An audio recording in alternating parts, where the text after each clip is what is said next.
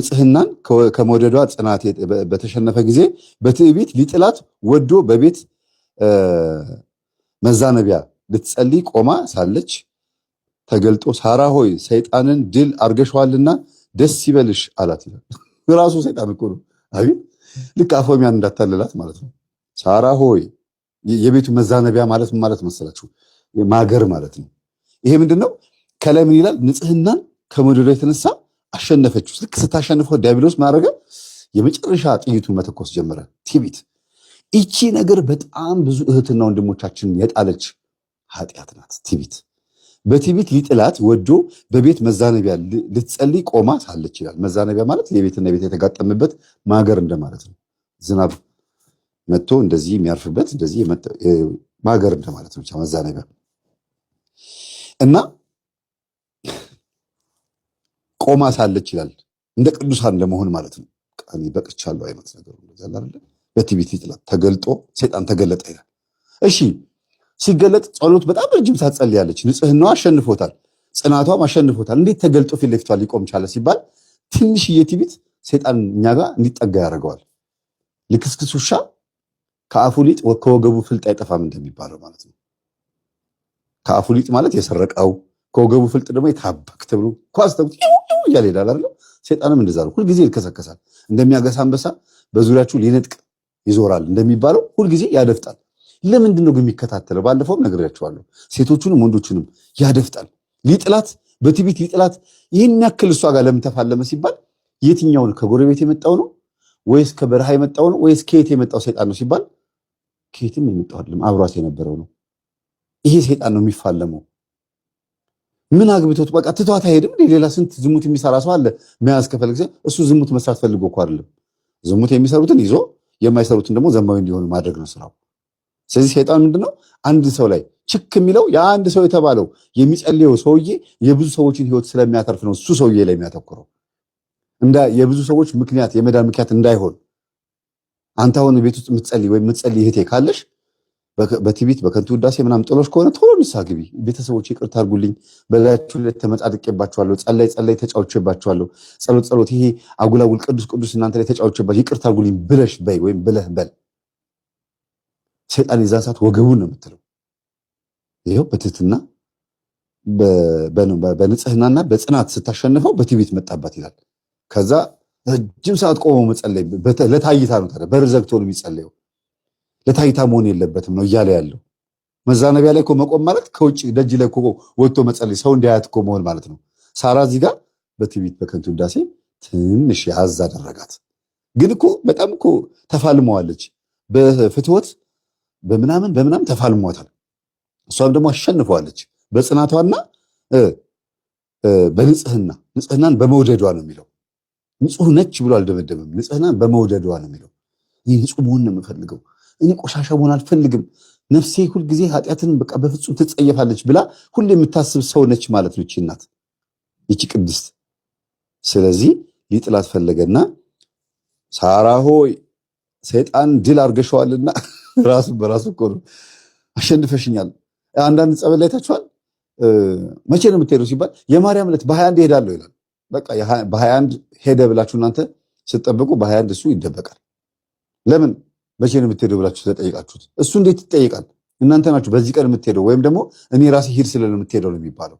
አዛዡ እናንተ ነው መሆን ያለባችሁ። ለምን? እናንተ ባሪዎች አላችሁ፣ ልጆች ናችሁ፣ ወራሽ ናችሁ፣ የተቤዣችሁ ዋጋ የተከፈለላችሁ ስለሆናችሁ አጋንንት እንዴት ጠይቃችሁት በዚህ ቀን የሚሄደው እንዴት ይላል?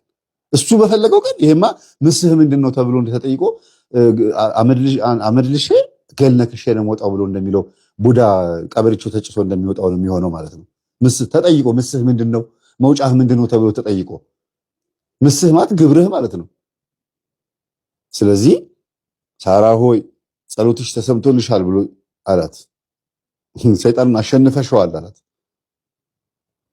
አቤት ራሱ ሰይጣን ልክ እንደ መልአክ መስሎ። ለዚህ ነው ቅዱስ ጳውሎስ ምን አለ ይላል? ብርሃናዊ መልአክ መስሎ ይመጣል ሊያሸንፍ ሊያታልል ማለት ነው። ሰይጣንም እኮ ብርሃናዊ መልአክ መስሎ ይመጣል አለ። ልክ አፎሚያን እንዳታልላት ማለት ነው። ድል አርገሽዋልና ደስ ይበልሽ አላት። እሷም መልሳ እኔ ደካማ ሴት ነኝ፣ ከክብር ባለቤት ከጌታዬ ከኢየሱስ ክርስቶስ በቀር ድል አድራጊ አዎ ላበረው አልችልም፣ ይቅርታ ላበረው አልችልም አለችው ይላል። ከጌታዬ በስተቀር ድል አድርጌ ላበረው አልችልም አለችው። የዚህ ሰዓት ሰይጣን ምን ይላል? ምን የሚለው አይደለ? አንቺ እንዴት ነው ማሸነፈሽ ምናምን ይላል። እንደዛ ነው የሚለው። ሌላ ምን ሊል ይችላል? ቀጥታ ቃል በቃል ነው የጠቀሰችለታ። ምክንያቱም ከንቱ ውዳሴ ሊጥላት ፈለገ። በዛች በኩል ትንሽ ቲቪት ምናምን አመጣባትና ከዛ ደጅ ላይ ወጣ። ቤት ውስጥ ትጸልይ የነበረችው የቤቶች መዛነቢያ ላይ ወይም ደግሞ ማገር ላይ ወጣ ሰው እንዲያያት ሆና መጸለይ ስትጀምር አጅሬው ደግሞ መጣ፣ ልክ እንደ መልአክ መስሎ። ሳራ ሆይ ደስ ይበልሽ፣ ሰይጣንን ድል አድርገሽዋል። እኔን አላለም፣ ሰይጣንን። ለዚህ ነው ጠንቋይ ቤት ስትሄዱ ሰይጣናት በሉ የሚባለው ራሱ ስለሆነ። አጋንንት ሰይጣን አይባልም፣ ዝም በሉ አባብዬ ይቆጣሉ ይባላል አይደል? እንደዚህ አይባልም ይላሉ። ለምን? እሱ ነው እዛ ያለው፣ ስሙ እንዲጠራ አይፈልግም። ታሪኩ ያልቅም። እሱ ምን ማናጀር ነበር? የባህር ዳር ነበረ ማናጀር፣ ጎንደር ማናጀር ነበረ፣ የዳሽን ባንክ የመቀሌ የዋናው ብራንች ማናጀር ነበረ። አለቆቹ በጣም ነው የሚወዱት። ህይወቱን ነበር የሚሰጥ ለባንኩ። መተቶች ማአት ገባን፣ ማአት እድል የሚዘጋ መተት ገባን። አለ ስም ሰጠን፣ ከስራው እንዲባረር አደረግነው። ማአት ነገር ነው። አንተ ልንገለው ስንት የመሰለ ሞከር እሱን ራሱ። ከዛ በኋላ እሱን ወደ መግደል ገባን። መጨረሻ አልቻልነውም። በዛች ልጁ ምክንያት አንተን አወቀ፣ ጠነከረ። በየቷ ልጅ? በሁለተኛዋ ልጅ ምክንያት አንተ ሚስቱ ጋር በየወሩ አውሮፕላን ትኬት እየተቆረጠ ከዚህ ኒውሮሎጂስት የታወቀ ክሪስማስ ክሊኒክ እየተዘጋጀ ልጁ በየወሩ ሚስቱና ልጁ በአውሮፕላን እየተላኩ የወር መድኃኒት ተሰጣቸው ነበረ። እሱን ይዘው ይመጣሉ። እርግጥ ነው ነገሩ? አዎ። ልጅቱ ይጥላት ነበር? አዎ። እሷን አመጣኋትና አላውቅም። እስጢፋኖስ ትንሽ ተይዛኝ መጣች። ከዛ እዚህ ጋር ነው ያለው አባ ግርማ ይባላሉ፣ ገብተሽ ጠይቅ ያለች። ከዛ ስገባ የሆነች በቪታሪያ መኪና የምታመላልስ ትልቅ ሴትዮ ነበረች፣ ከ7 ዓመት 8 ዓመት በፊት ማለት ነው። ከዛ እሷ ተጠግቼ በጥግ ነበርኩ። ወዳ አባ ግርማ የሚባል ፈልጌ ነበር አልኳት። እኔ እኮ ናቸው አለች። እኔ የሚያስተምሩ ይጠምቃሉ ሰምቻለች። አዎ በኋላ ነው የሚጠምቁ። ምን ፈልገሽ ነው አለች። እሺ ምን ፈልገሽ ነው አለች። አይኮ ጎንደር ነው የመጣሁኝ፣ ልጅ ታማብኝ፣ እኔ በቃ መድኃኒት መሮኛል እና እግዚአብሔር እንዲያድልኝ ነው የመጣሁኝ አልኳት። ታዲያ ምን ችግር አለው ካመንሽ ትድናለች አለች። ከዛ ይዣት መጣና ሰሎሞን ብላ ጠርታ ለሰሎሞን እንካ አቅፈ ወስዳ አባ ጋር ውሰዳት አለችው። ሲወስዳት አይነ ጥላና ቡዳ ነው አሉ አባው። ከዛ በኋላ መድኃኒቷ ባረኩና ከዚህ በኋላ መድኃኒት እንዳትሰጫት እንዳትመላለሽ አሉኝ። እሺ ብዬ ከዛ በኋላ አልተመለስኩም። አመንኩ፣ ዳነች ልጄ። ይኸው 2ኛ ክፍል ደርሳለች። ከዩኒት 2ኛ ከክፍል 1ኛ ነው የምትወጣ። ከክፍል 1ኛ ከዩኒት 2ኛ ነው የምትወጣ። አንደኛ ነው አሁን ተማሪ ሆና የምትወጣ? 2ኛ ነው አሁን። አዎ ከክፍል 1ኛ ከዩኒት 2ኛ ነው የምትወጣ። በጣም ጎበዝ ናት። ወዲያው መድኃኒቱን አቆማች? አቆምኩኝ፣ አመንኩኝ። እሱ ግን እምቢ ብሎኝ ነበር በጣም ለረጅም ጊዜ። ይህን ካሴት እዚህ ቤት እንዳትከፍቺ ይለኛል። መጨረሻ ግን አመነልኝ። እግዚአብሔር የተመሰገነ ይሁን። አትክፈችልሽ ነበር? በጣም ይከራከረኝ ነበር። በጣም ላርፍ ነው የመጣሁኝ። ይህን ካሴት አውጥተሽ ጣይልኝ ይለኝ ነበር። ያኔ ማናጀር ነበረ? አዎ ጎንደር ላይ አዎ ነበረ። አንዳንዴ ትልቅነታችንም እኮ ይከላከላል። ትልልቆች ስንሆን የሚመስልንና በትልልቅነታችን ውስጥ ብዙ ትንንሾች ይደበቃሉ እና ያቺ የተደበቀችው ትንንሽ ጊዜ ጠብቃ ስትፈነዳ ነው የምናምነው። አለን የምንለው ነገር ስናጣው ነው የምናምነው። የዛን ጊዜ እግዚአብሔር ብቻ ይሆናል። አለን ብለህ አለኝ ካልክ የለህም፣ የለኝም ካልክ ደግሞ አለህ። ያንተ አለኝ የምትለው እያለ አታምንም።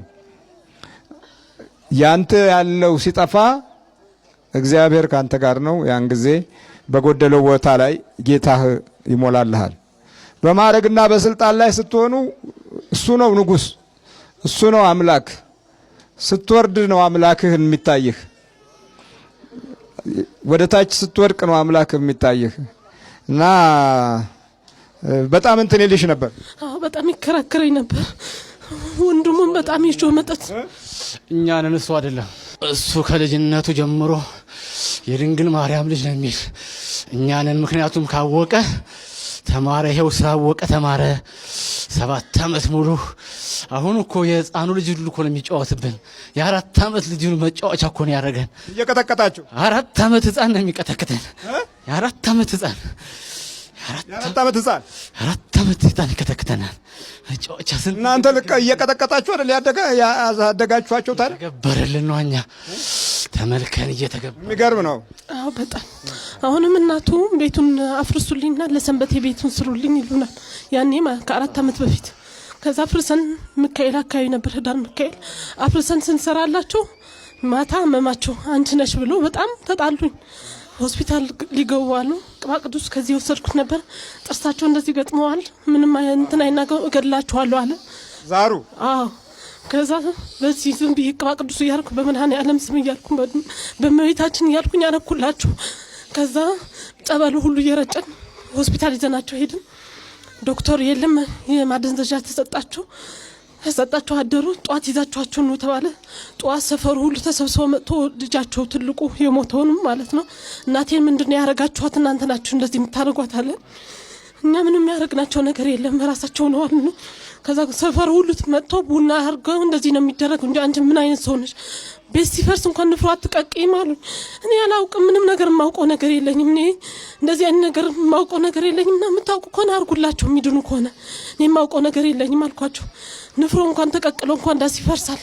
እንዴት ቤት የሚያክል ስንት ዓመት 50 ዓመት የኖርበትን ቤት እንደዚህ ታፈርሻለሽ አሉኝ። ቤቱ ግን ስሩልኝ ብሎኝ ነው እንደዛ ይሆን።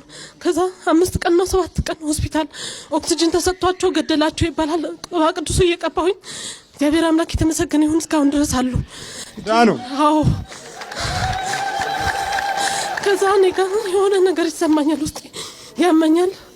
ልጄን ስወልድ እሱ ልጅ እርጉዝ ነበርኩኝ። እሳቸው ሲታመሙ ሆስፒታል 99% እርግጠኛ አይደለንም፣ ግን ትሞች ትችያለሽ 1% እርግጠኛ ነን። ግቢና ኦፕሬሽን እናረግሽ ነው አሉኝ። ሐሞት ጠጠራለሽ አሉኝ።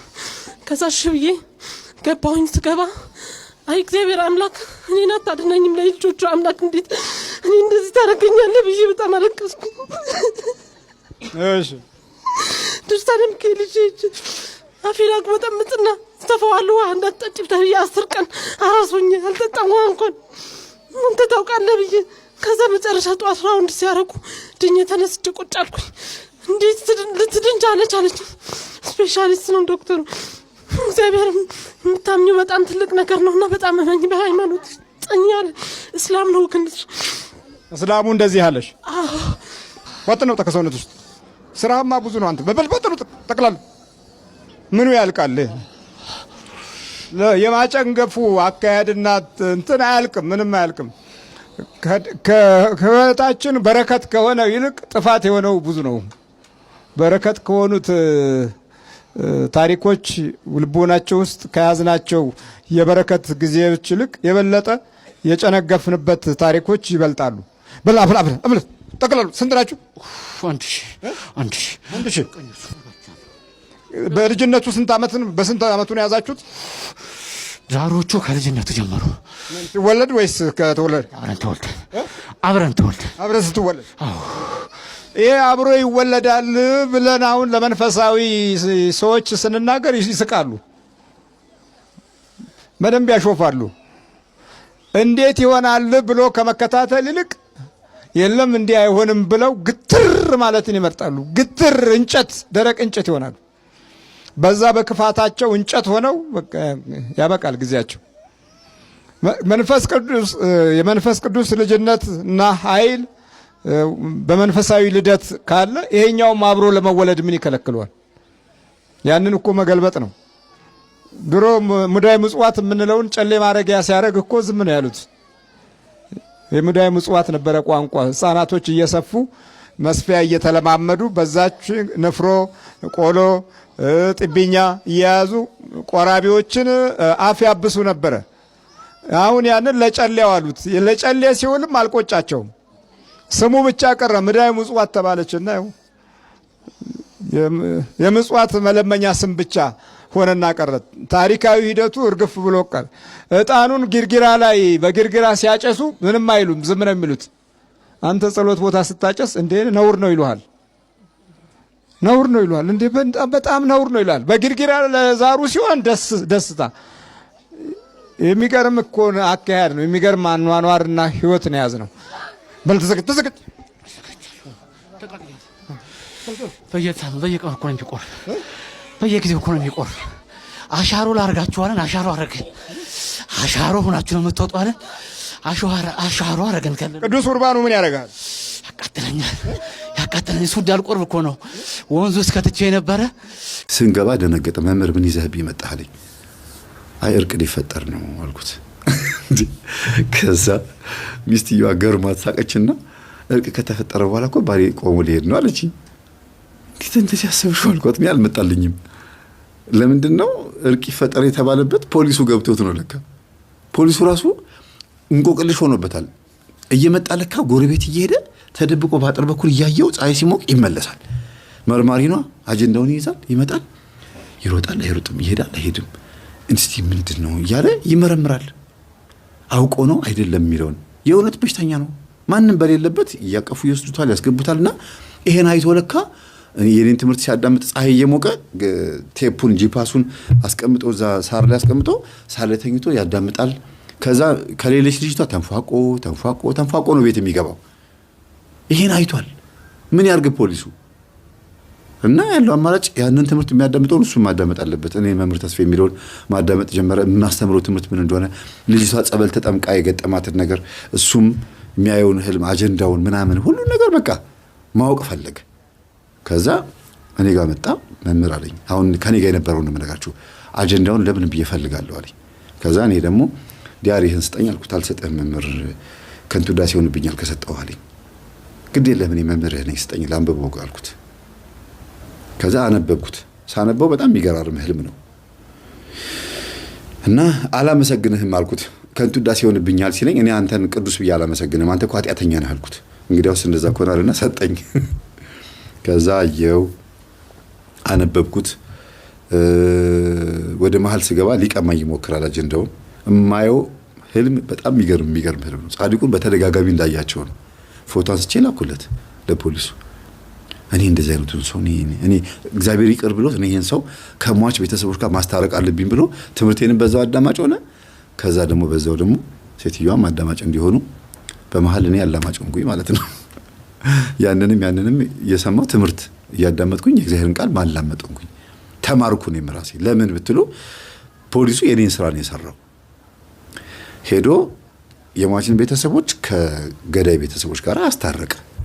እኔ ባለሁበት እኔ እጄን አጣምሬ የጻድቁ አባታችን የአቡነ ሀብተ ማርያም ስራ መስራት ነው። ለምን እኔ የምሰራው ስራ አይደለም። የህግ ሰው ስለሆነ እሱ ነው ማስታረቅ ያለበት። አይገርማችሁም? እኔ ምን ቤት ነኝ? ሙያው እሱ። ከዛ የእሱን ህሊና ቀይረው ጻድቁ አባታችን አቡነ ሀብተ ማርያም ሟች ቤተሰብና ልጁ ታረቁ። ይሄ እርቅ በተፈጠረ በሁለተኛ ወር በ26 በዕለተ ቀናቸው ተፈወሰ። ፖሊሱ ማመን ያቃተው። በዕለተ ቀናቸው ዳነ።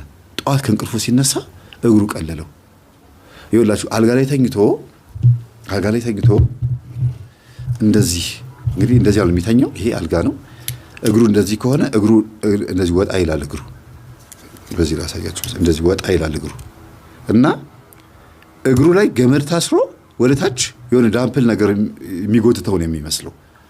የሆነ ክብደት ነገር እግሬ ላይ ታስረ እስኪመስለኝ ድረስ እግሬ ወደ ታች ይጎትተኝ ነበራል።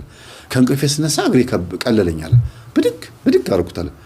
በስመ አብ ወወልድ ወመንፈስ ቅዱስ አሐዱ አምላክ በረከቴን ጥሪልኝ። ልጁ በረከት ነው ስሙ፣ ህፃኑ ማለት ነው። በረከቴን ጥሪልኝ አለ። ከዛ ምን ሆነሃል አለችው። በረከቴን ጥሪልኝ አለ። በረከትን ይዛለት መጣች። እግሩ እንደዚህ አድርጎ አየር ላይ አድርጎታል። እንዲህ በስመ አብ ወወልድ ማነው ሀብትዬ አለች ደንግጣ። አምጪ ልጄን አላት። ከዛ ልጁን ግንባሩን ይስማል፣ እጁን ይስማል፣ እግሩን ይስማል። ምንድነው እግርስ ዳነ ልጁ ምንድነው ስትሉ ጊዜ በህልሜ ልጄ መጥቶ እግሬን ሲስመኝ አይቻለዋል በህልሙ እና በጻድቁ በህፃን ልጅ ተመስሎ ወጥቶ መንፈስ ቅዱስ እንደፈወሰው አባታችን አቡነ ሀብተ ማርያምን አላያቸውም፣ ግን በህፃን የሚመስለው ማለት መንፈስ ቅዱስ ነው። ምህረት አደረገለት። የጻድቁን ምልጃ ሰማለት ማለት ነው። ዳነ። እርቅ በተፈጠረ በሁለተኛ ወሩ በ26 እርቁም የተፈጠረው በ26 ነው። በጣም ይገርማል። ጻድቁ በስንት እድሜያቸው ነበር ያረፉት? እንግዲህ 2 ወር 60 ስለሆነ በምን ላስለው ለምን 2 ወር ጠብቀው አደረጉት የሚለው ነገር ግራ ስለገባኝ ነው። እና በቃ ቀውጢ ሆነ። ተደወለልኝ። መምህር ባሌ እኮ ዳና አለችኝ። ማርያም ነው ዛሬ እኮ ሀብትዬ ናቸው አልኳት። አዎ መምህር አለችኝ። በስላሴ ስም በ2 በ3 ኮንትራት ነው የሄድኩት። ምክንያቱም ራይዱ እዛ ድረስ አይገባልኝም። በቃ በራይድ እየተጋባ ደግሞ የዛን ቀን ለራይድ የሆነ ብላ አንድ እህታችን የራይድ በወርቦር ተሰጠኝ ነበር። ራይድ የትም ቦታ ስትንቀሳቀስ ለትራንስፖርት ይሆናል ብላ ተቀብያት ነበር። በቃ እግዚአብሔር ነው የረዳኝ። በስላሴ በስመ አብ ወልድ መንፈስ ቅዱስ። እኔ እንጃ ሰው ገድሏል የሚለው ነገር እንዳለ ሆኖ ሰው አድኗልም ደግሞ በዚህ ልጅ ህመም ምክንያት ስንት ቤተሰብ እንደዳነ እዩት። እና ስንገደል ወይም ስንሞት እንበዛለን የሚባለው እውነት ነው እንዴ እናንተ? ይሄ ቃላት ስንሞት እንበዛለን አንዳንድ ጊዜ በጣም ይገርማል። እና አባታችን አቡነ ሀብተ ማርያም አለቅም ብሎኛል። ይኸው እስካሁን ድረስ ታሪኬን ትናገራታለህ ገና ምን አይተህ እያሉኝ ነው። ይመጣል ገና ብዙ ሰው አለ። በስላሴ ስም እውነት እኔ ግን ተናግሬ አልጨርሰውም። እንኳንም ዳንክ ወንድማችን፣ በረከትህ ይደግና የብዙ ሰዎች መዳን ምክንያት ይሁን። ዲያቆን አድርገው፣ ጤነኛና ንጹህ ዲያቆን እንዲሆን አድርገው፣ የሃይማኖት ትምህርት አስተምረው፣ ሰባኪ እንዲሆን አድርገው። በዚህ በቃ እስቲ ቢያንስ ጻድቁ የባረኩት ልጅ ነው። ጉዳይ ያለኝ ካንተ ጋር ስላሉት ነው ይሄን የምነግርህ። ካንተ ጋር ጉዳይ ያለኝ በዚህ ሳምንት ጉዳይ ያለኝ ብለውሃል አይደል? አገባህ። ከዛስ ዳንክ ድነህ አገባህ። ከዛ ከሚስት ጋር ለመተኛት ወገብ አገኘ። ዘርህን ለማቀበል ብርቱ ሆንክ። ከዛ ባለ መልሰው ደግሞ ቆለፉ። ስለዚህ ሰይጣን ብቻ ለሚቆልፈው እግዚአብሔር የሚቆልፋል። ማረኝ በሉት። ለምን ጉዳይን የፈለከኝ በሉት። እጃችሁን፣ እግራችሁን፣ ህሊናችሁን፣ ልቦናችሁ፣ ገንዘባችሁ ሲታሰር ሰይጣን ብቻ ለሚያስረው እግዚአብሔርም ይይዛል። የእውነት ብዙ ነገር የተማርነው በዚህ ምንድነው? ምን ጉዳይ ኖረው ነው እግዚአብሔር የቀረኝ ነገር ምንድነው ብለህ ጠይቅ። የሆነ የተረፈች የቀረች ነገር አለች። በቃ ለንስሐ አባት የሚነገር ስለሆነ ነው እንጂ ለእናንተ ብነግራችሁ ደስ ይለኛል። የቀረችውን ኃጢአት ሴትዮዋም ጭምር የረሱትን ኃጢአት አስታውሰዋል። ልጅቷም ሁሉም የረሳነውን ኃጢአት አስታውሰን እንደምንም ብለን ንስሐ ስንገባ የሆነ የሚቀርልን ነገር አለ። አንድ ሁለተኛ ነገር ደግሞ ከረሳ ነው ካላስታወስ ነው ንስሐ አባቶቻችን አንዳንዴ ምን ያዛሉ? ተራራ የዝቋላንም ምንም እንደው ስሙ የመናገሻ መድኃኔዓለም መናገሻ ማርያም ተራራ እንደምንለው ከፍ ያለ ተራራ ሂድና እዛ ተሳልመህ ወይም ደግሞ እዛ ደርሰህና እዛ ሄደህ ሰግደህ አቡነ ዘበሰማያት ብለህ ና ይላሉ። በዛ ተራራውን በመውጣት ጌታ ሆይ እባክህን የረሳሁትን ኃጢአት ቀረፍልኝ ብለው እንደዚህ ይወገድላቸው ነበር አባቶች። ያስወግዱም ነበር የህዝቡን ኃጢአት፣ የተረሳ ኃጢአት እና አንዳንድ ጊዜ ከባድ ነው። ስለዚህ ብትችሉ ባካችሁን እንደው መተትም ሲደረግባችሁ ድጋሚ ተላከብኝ እንደዚህ ሆነብኝ ምናምን የሚለው ነገር እንዳለ ሆኖ መጠራጠሩ ጥሩ እንደሆነ ሆኖ እግዚአብሔር ሆይ ካንተ ጋር ተጣልቼ ይሆን ብላችሁ ጸልዩ። እስቲ የሆነ የቀረ ነገር በድፍረት ያረኩት ነገር ይኖር ይሆን? አዳም ወዴት ነህ ያልከኝ በፍቅር ድምፅ ፈለከኝ። አልብሰኝ ነጩን ልብስ እወድሃለሁ ኢየሱስ፣ አከብረሃለሁ ክርስቶስ።